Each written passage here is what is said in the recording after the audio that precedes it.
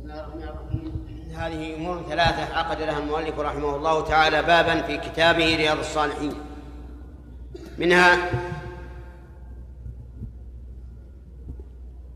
أن يبيع حاضر لبادي، ومنها تلقي الركبان، ومنها البيع على بيع أخيه.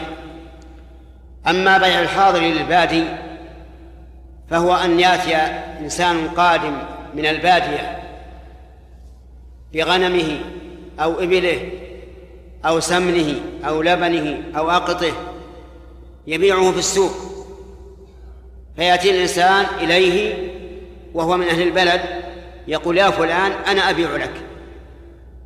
هذا لا يجوز، لأن النبي صلى الله عليه وسلم قال: دعوا الناس يرزق الله بعضهم من بعض. دع البدوي يبيع، ربما يبيع برخص لأنه يريد أن يرجع إلى أهله.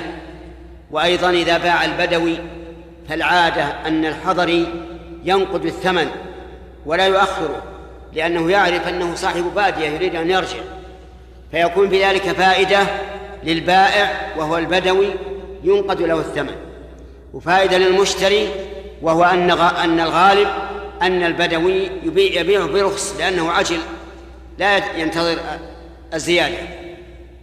ولهذا نهى النبي صلى الله عليه وعلى آله وسلم أن يبيع حاضر لبادي. واستدل العلماء رحمهم الله تعالى بالعلة على أنه إذا جاء البادي يعني صاحب البادية إلى الحاضر وقال: يا فلان بع هذه السلعة لي، فإنه لا بأس بذلك، لأن البادي الآن يعرف أنه إذا باعه الحضري فهو غالبا أكثر ثمنا، ولا يهمه أن يبقى يوما أو يومين من أجل أن يأخذ الثمن. ولكن ظاهر الحديث العموم، وأن الحاضر لا يبيع للبادي، وأنه إذا جاء إليه قال: يا فلان خذ سلعتي بيعها، يقول: لا، بيعها أنت. كذلك أيضا استنبط العلماء رحمهم الله من هذه العلة: دعوا الناس يرزق الله بعضهم من بعض، أنه إذا كان السعر واحدا سواء باع البادي أو الحاضر فإنه لا بأس أن يبيع الحاضر للبادي، لأن السعر لن يتغير. ومثال ذلك أن تكون الدولة قد قررت سعرا معينا لهذا النوع من المال لا يزيد ولا ينقص، فهذا لا فرق بين أن يبيعه الحاضر أو البادي، ليس للحاضر مكسب وفائدة في ذلك. فقالوا: إذا كان السعر معلوما فإنه لا بأس أن يبيع الحاضر للبادي. واستنبط بعض العلماء من العلة أنه لا بد أن تكون السلعة هذه للناس بها حاجة، يعني مما تتعلق به حوائج الناس. وأما الشيء الذي لا يحتاجه الناس إلا نادرا فلا بأس، لكن هذا الاستنباط ضعيف. والصواب أنه لا فرق بين بين السلعة التي يحتاجها الناس والسلعة التي لا يحتاجونها إلا نادرا. كذلك المسألة الثانية تلقي الركبان، وذلك أنهم كانوا فيما سبق يعرفون أن البادية تأتي بالسلع مثلا في أول النهار يوم الجمعة، فتجد بعض الناس يخرج عن البلد، يطلع عن البلد إلى قريب منه ثم يتلقى الركبان ويشتري منهم قبل أن يصلوا إلى السوق، فيقطع الرزق على أهل البلد الذين ينتظرون الركبان.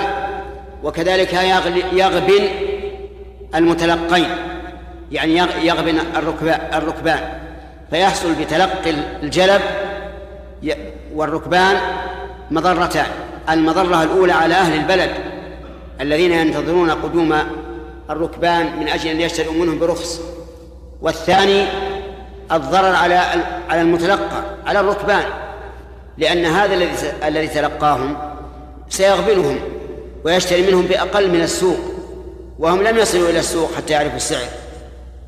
ولهذا قال النبي عليه الصلاة والسلام: فمن تلقي فاشتري منه فأتى السوق فهو بالخيار، يعني أن الجالب إذا تلقاه إنسان خارج البلد واشترى منه ثم دخل البلد ووجد أنه مغبون فله أن يرد البيع، لأنه قد غر وغبن.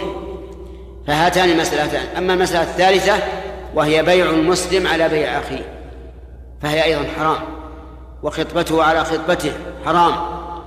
بيعه على بيعه أن يقول لمن اشترى سلعة ب10 أنا أبيع عليك مثلها ب8، حرام، لأن المشتري سوف يحاول أن يفسخ العقد لأجل أن يأخذ السلعة برخص.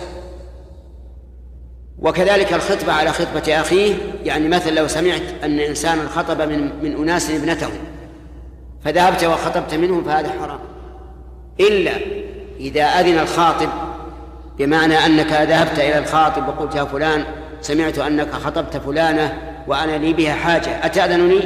إذا قال نعم لا بأس، الحق له. أو يرد، يعني يرده أهل البنت، يكون عرفت أن فلان خطب من هؤلاء الجماعة وردوه فلا بأس أن تخطب، لأنه ردوه ليس له علق بالمرأة الآن.